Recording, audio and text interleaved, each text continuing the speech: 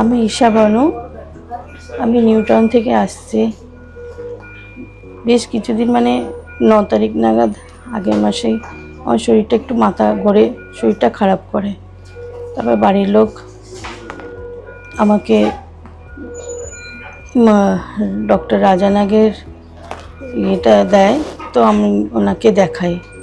তো ওনাকে দেখানোর পরে জানতে পারি যে এরকম শরীরটা আমার একটু প্রবলেম দিচ্ছে। হ্যাঁ, তারপরে ওনার কাছে দেখাতে উনি বলেন এরকম প্রবলেম হয়েছে হার্টের।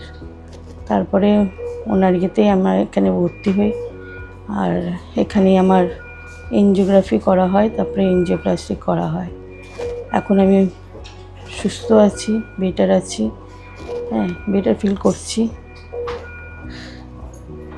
তার জন্য অনেক ধন্যবাদ মানিপাল হসপিটালকে, আর যে আমার সহযোগিতা করেছেন যারা সবাই ডক্টররা, তাদেরকে, নার্সকে, সবাইকে অনেক ধন্যবাদ।